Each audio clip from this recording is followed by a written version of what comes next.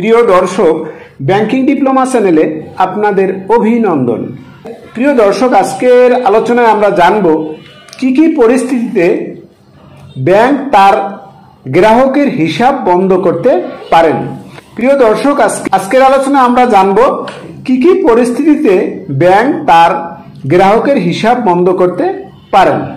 উত্তর: কোনো মক্কেল তার চলতি বা সঞ্চয়ী হিসাব বন্ধ করতে চাইলে তাকে ব্যাংকে গিয়ে পাসবই ও অব্যবহৃত চেক ফর্মগুলো সমর্পণ করে হিসাব বন্ধের জন্য দরখাস্ত করতে হয়।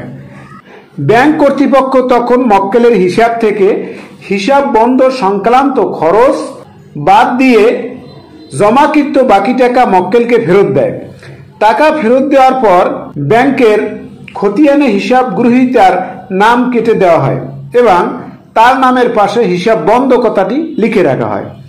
অবশ্য যে অবস্থায় ব্যাংক নিজেই মক্কেলের হিসাব বন্ধ করে দিতে পারে তা হলো: নাম্বার এক মক্কেল পাগল হয়ে গেলে, নাম্বার 2 মক্কেল দেউলিয়া বলে আদালত কর্তৃক ঘোষিত হলে, নাম্বার 3 মক্কেলের মৃত্যু ঘটলে, নাম্বার 4 মক্কেল হিসাব বন্ধ করার জন্য ব্যাংকে নোটিশ দিলে, নাম্বার 5 মক্কেল তার হিসাবের অর্থ তৃতীয় ব্যক্তির হিসাবে হস্তান্তর করলে, নাম্বার 6 মক্কেল তার হিসাবে রক্ষিত সকল জমাকৃত অর্থ অন্য ব্যাংকে স্থানান্তর করে দিলে এবং হিসাব স্থানান্তর সংক্রান্ত চিঠি দিলে, নাম্বার 7 আদালতের কাছ থেকে কোনো হিসাবের বিষয়ে নিষেধাজ্ঞা জারি করা হলে, নাম্বার 8 মক্কেল ব্যাংক কর্তৃক প্রতারক হিসাবে বিবেচিত হলে, নাম্বার 9 ব্যাংক মক্কেলের হিসাব সংরক্ষণ অলাভজনক মনে করলে, নাম্বার 10 মক্কেল